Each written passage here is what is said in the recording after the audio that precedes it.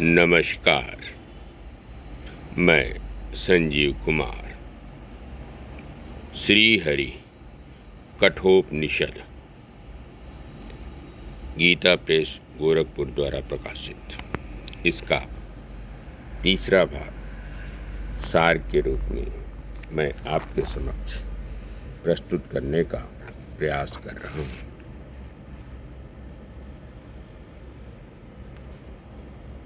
मनुष्य इस आत्म तत्व को सुनकर और उसे भली प्रकार ग्रहण कर धर्मी आत्मा को देह आदि संघात से पृथक करके इस सूक्ष्म आत्मा को पाकर तथा इस मोदनीय की उपलब्धि कर अति आनंदित हो जाता है।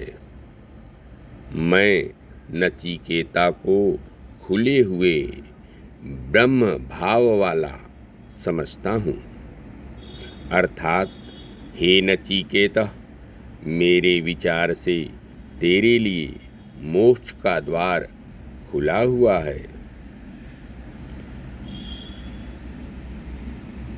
नचिकेता बोले, भगवन, यदि मैं योग्य हूँ और आप मुझ पर प्रसन्न हैं तो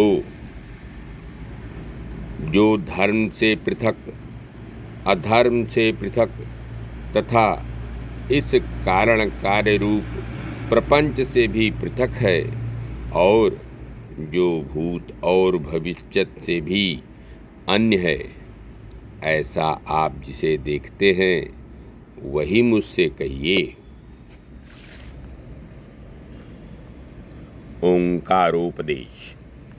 सारे वेद जिस पद का वर्णन करते हैं, समस्त तपों की जिसकी प्राप्ति के साधक कहते हैं, जिसकी इच्छा से ब्रह्मचर्य का पालन करते हैं, उस पद को मैं तुमसे संक्षेप में कहता हूँ। ओम। यही वह पद है, इसलिए यह अक्षर ही ब्रह्म है, यह अक्षर ही पर है। इस अक्षर को ही जानकर जो जिसकी इच्छा करता है वही उसका हो जाता है। यही श्रेष्ठ आलंबन है, यही पर आलंबन है।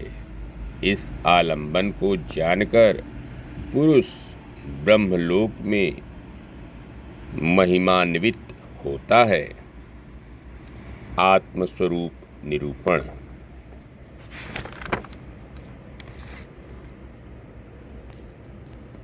यह विपश्चित मेधावी आत्मा न उत्पन्न होता है न मरता है। यह न तो किसी अन्य कारण से ही उत्पन्न हुआ है और न ही स्वतः ही कुछ बना है। यह अजन्मा, नित्य अर्थात सदा से वर्तमान, शाश्वत अर्थात सर्वदा रहने वाला और पुरातन है तथा शरीर के मारे जाने पर भी स्वयं नहीं मरता। यदि मारने वाला आत्मा को मारने का विचार करता है और मारा जाने वाला उसे मरा हुआ समझता है, तो वे दोनों ही उसे नहीं जानते, क्योंकि यह न तो मरता है और न मारा जाता है। तो फिर मुमुक्षु पुरुष आत्मा को किस रूप से जानता है? यह अणु से भी अणु और महान से भी महान आत्मा जीव की हृदय रूप गुहा में स्थित है।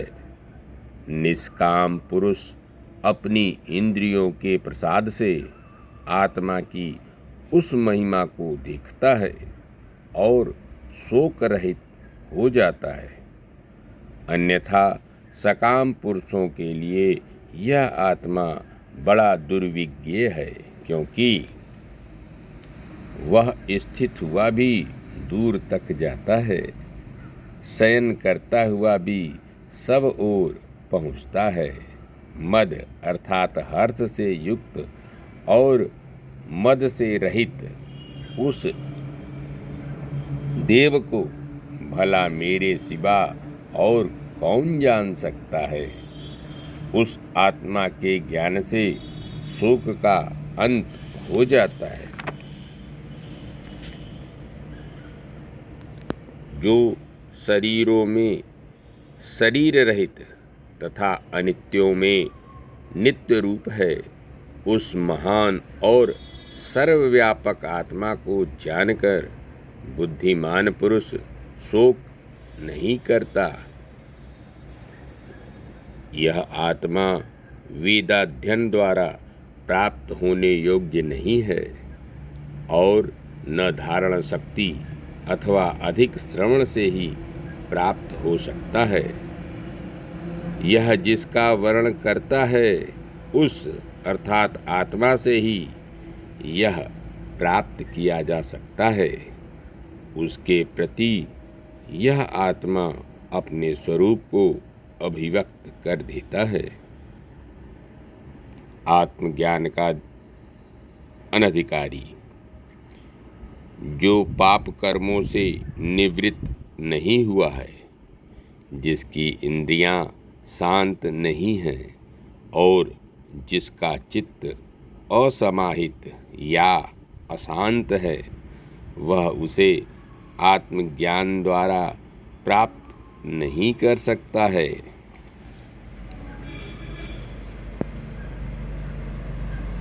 ब्रह्मवेत्ता लोग कहते हैं कि शरीर में बुद्धि रूप गुहा के भीतर प्रकृष्ट ब्रह्मस्थान में प्रविष्ट हुए अपने कर्म फल को भोगने वाले छाया और घाम अर्थात धूप के समान परस्पर विलक्षण दो हैं।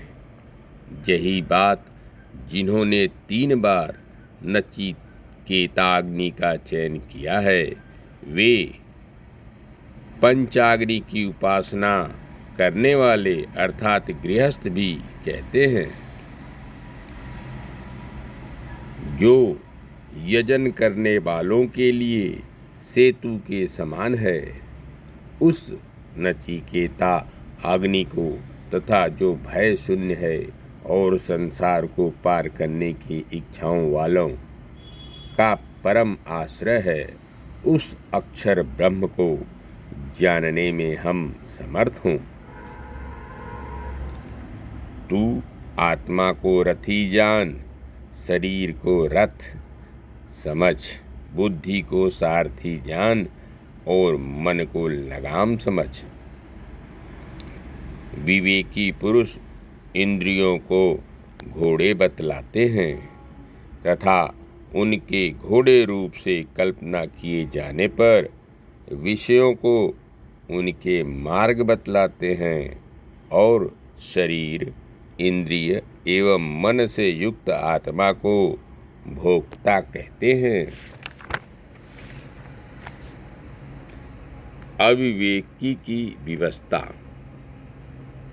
किंतु जो सर्वदा अविवेकी एवं असंयत चित्त से युक्त होता है, उसके अधीन इंद्रियां इसी प्रकार नहीं रहती जैसे सारथी के अधीन दुष्ट घोड़े।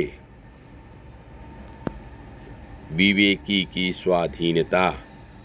परंतु जो कुशल और सर्वदा समाहित चित्त रहता है, उसके अधीन इंद्रियां इस प्रकार रहती हैं जैसे सारथी के अधीन अच्छे घोड़े। अविवेकी की संसार प्राप्ति। किंतु जो अविज्ञवान, अनिगृहित चित्त और सदा अपवित्र रहने वाला होता है, वह उस पद को प्राप्त नहीं कर सकता, प्रत्युत संसार को ही प्राप्त होता है। विवेकी की परम पद प्राप्ति। स्थिति। किंतु जो विज्ञानवान, संयत चित्त और सदा पवित्र रहने वाला होता है, वह तो उस पद को प्राप्त कर लेता है जहाँ से वह फिर उत्पन्न नहीं होता। वह पद क्या है?